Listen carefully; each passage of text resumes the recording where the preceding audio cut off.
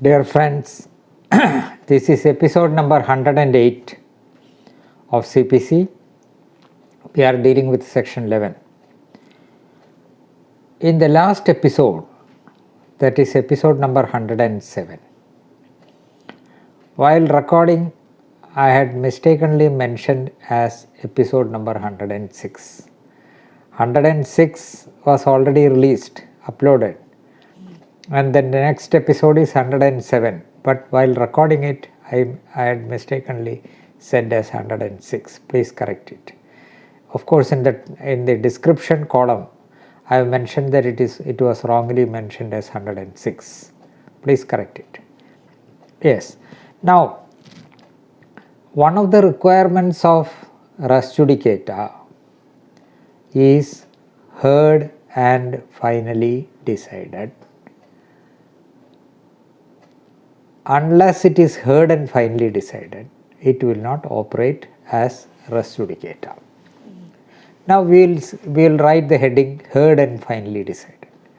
As I said, I propose to cite the decisions under different heads. So we will have this heading heard and finally decided. Now the decisions, 2 or 3 decisions there. AER 1996 Supreme Court 2367. Parallel citation 1996 1 SEC 735. Name of the case: State of Maharashtra versus National Construction Company. In paragraph 6 of that judgment, I will read a few sentences.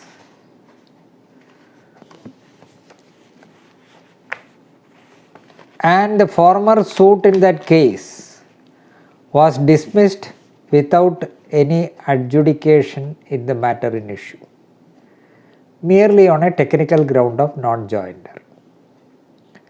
Whether that will operate as res judicata. Para 6. The important words are has been heard and finally decided. The bar applies only if the matter directly and substantially in issue in the former suit has been heard and finally decided by a court of competent jurisdiction to try such suit. That clearly means that on the matter or issue in question, there hits an application of judicial mind and a final adjudication made. If the former suit is dismissed without any adjudication on the matter in issue, merely on a technical ground of non-joinder, that cannot operate as res judicata. This is that decision. Now, another decision. This is 96 Supreme Court. 96 Supreme Court 2367. Next decision is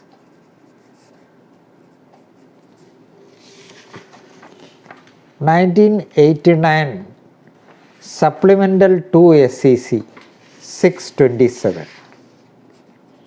627. AER decision, AER 1989 Supreme Court 2240. Name of the case: Pandurang Ramachandra Mandalik and another versus Shantabai Ramachandra Ghadke and others.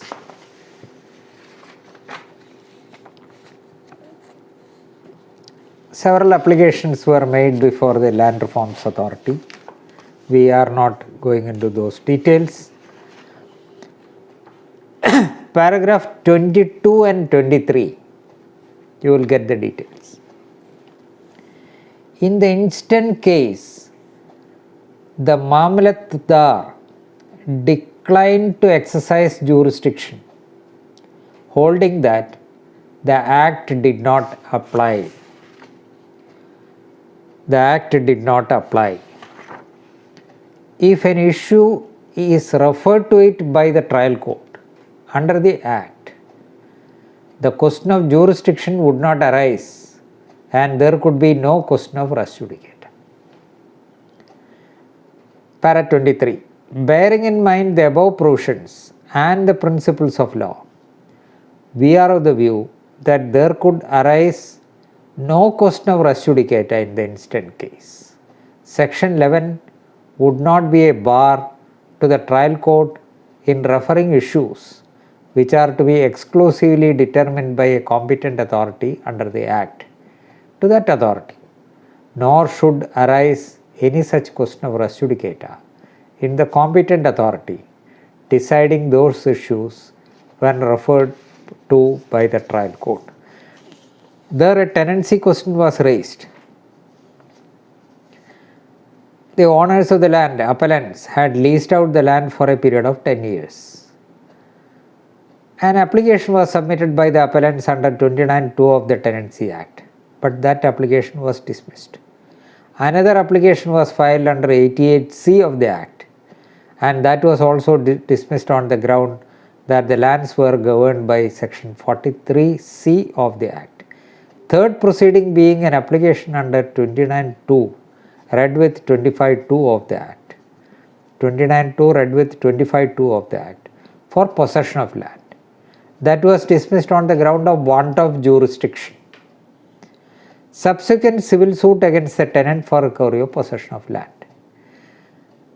And the case was remanded by the High Court for hearing by the trial court with a direction to refer the issue regarding tenancy to the tenancy authorities. Section 11 of CPC would not be a bar to the trial court in referring the issue, because there is a provision for referring the dispute regarding tenancy to the authority under this special statute. It is true that earlier applications were dismissed on one ground or other, but there the last application was dismissed on the ground of want of jurisdiction. It is that question which is to be referred. There, when it is dismissed by that authority for want of jurisdiction, and the trial court says that it has jurisdiction, the question of res judicata does not arise. Heard and finally decided is the requirement. Next heading. Please note the heading: decision on merits and technical ground. Decision on merits and technical ground. Decision is Supreme Court judgment 1995 Supplemental 4 SEC 286 parallel citation AER 1995 Supreme Court 2001, and the case is, by that citation AER 1995 Supreme Court 2001, it must come to your mind that it is a church case, Malankara church case. Most Reverend PMA Metropolitan versus Moran Mar Marthoma. There, I will read only a few portions. Paragraph 57, a few sentences.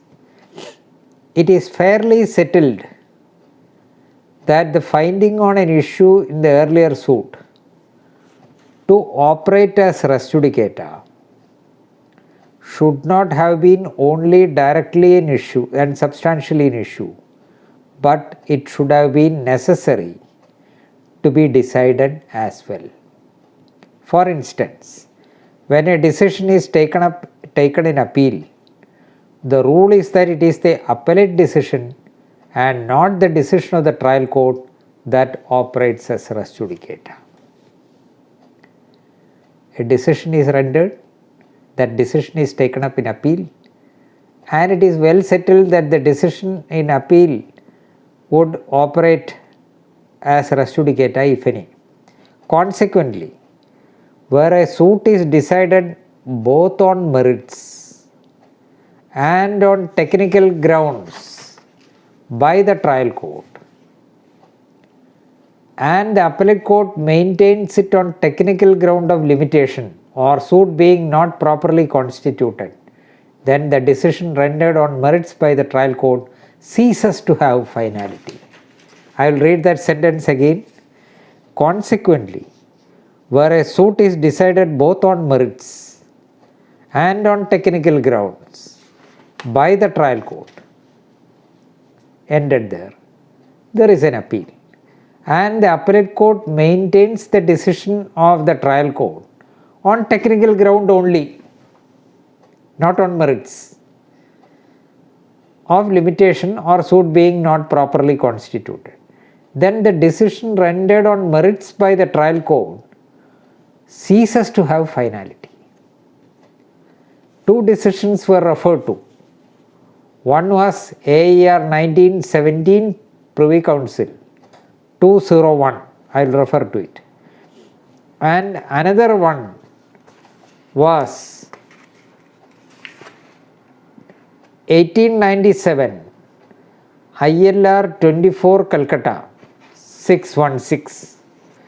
And then in paragraph 58, it is said about these decisions. The rationale of these decisions is founded on the principle that if the suit was disposed of in appeal, not on merits, but for want of jurisdiction, or for being barred by time, or for being defectively constituted, then the finality of findings recorded by the trial court on merits stands destroyed, as the suit having been found to be bad for technical reasons, it becomes operative from the date of the decision was given by the trial court, thus rendering any adjudication on merits impliedly unnecessary. This is that judgment. Then I said that two very old decisions are referred to there. That is AER 1917 Privy Council 201. It was held there where the suit was dismissed by two courts on merits, but the decree means decree of dismissal, was maintained in second appeal because the suit was not properly constituted. The finality on merits stood destroyed. Suit was dismissed by the trial court as well as by the appellate court on the merits. The dismissal was confirmed by the High Court in second appeal, not on the merits, but on technical ground of the suit having been not properly constituted. Then what will happen to the decision on the merits by the trial court and appellate court? That will stand destroyed. So that what is held on merits by the two courts would not become res judicata as between the parties in a subsequent litigation.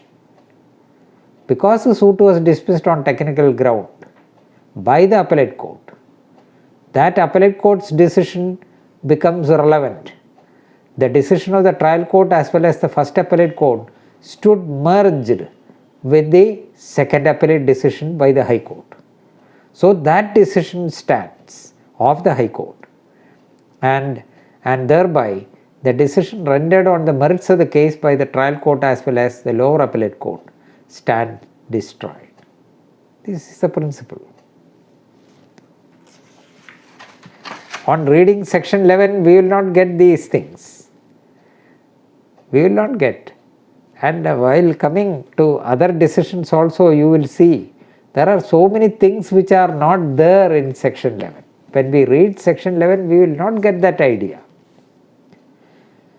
Next decision is, which is referred to in church case, 1897 ILR 24 Calcutta, 24, not 1924, volume 24. So when we refer to 24 Calcutta 616, 616 is the page number. So when we refer to only that 24 Calcutta 616, it is volume 24 ILR Calcutta 616. It is like that. Year is 1897. But while referring in the law books, you will get ILR 24 Calcutta 616. Sometimes the year may not be there. In that decision, what was held that where parentage of the defendant was decided in his favor by the trial court, but the High Court maintained the order as the suit was defective, the claim of the defendant in the later suit that the finding on parentage operated as res judicata was repelled, and it was held that the question of parentage had not been heard and finally decided in the earlier suit. The appeal in that suit had put an end to any finality in the decision of the first court and had not led to a decision on the merits. A suit was there, a person was the defendant, his parentage was in question. The decision of the trial court was in favor of the defendant, that is, his parentage was decided in that case. The matter was taken up in appeal by the other side. There, the appeal was disposed of holding that the suit was defective. Regarding parentage, nothing was said, and the decision of the trial court merged in the decision of the appellate court. And what is final is that the suit is bad for some defect, and therefore the finality of the question of decision on the question of parentage stand destroyed, so that the defendant in whose favor the trial court held with respect to his parentage cannot say in a later suit, the trial court had decided the parentage question in my favor and therefore it operates as res judicata. He cannot say that, so long as that decision of the trial court was challenged in appeal, and so long as the appellate court has maintained the final conclusion as it is, but on technical grounds. On technical grounds. I will cite another example. A filed a suit against B on the basis of a promissory note.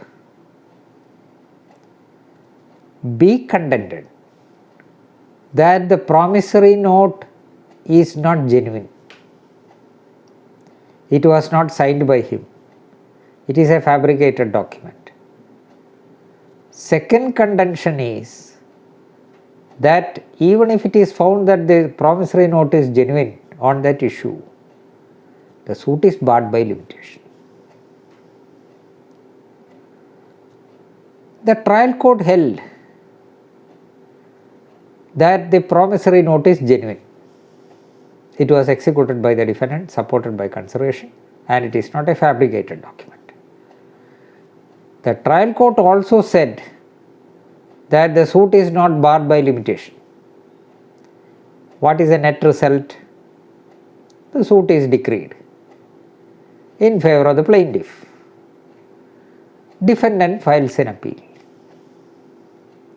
The appellate court maintains the decree.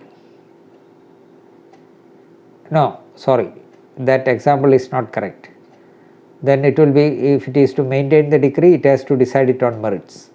Suppose the suit is decided on the merits, and it was also decided that the suit is barred by limitation. Barred by limitation. Just the other way about. Plaintiff files an appeal, and the appellate court says the suit is barred by limitation, therefore it is dismissed. So what will happen to the decision on the merits? It will go. That will not operate as res judicata as between parties so long as the appellate court does not decide that question. Of course, under Order 41 Rule 22, the other side can put forward, the respondent can put forward the plea that it should be decided in his favor. Having not done so, or the appellate court having not decided that question, it becomes inoperative and therefore it will not operate as res judicata. The first example I gave is not correct. Sorry. Second example is correct. That is, the suit was filed on pro note, suit was dismissed on the ground of limitation, but it was found that the promissory note is genuine, but still it is dismissed. Result is dismissal. Therefore, the plaintiff challenged it. Then the appellate court says that it is barred by limitation. Therefore, we need not go into other questions. And that is the appellate judgment. Then whether the promissory note is genuine or not, the decision of the trial court will merge in the final decision on technical ground, and therefore that will not survive so long as the appellate court does not confirm it. It is decided that it is not necessary to decide it, suit is barred. Therefore, on that decision, that will be the final and conclusive decision, and then on the decision on the merits by the trial court will not survive. So, we will go to the next point in the next episode. Thank you.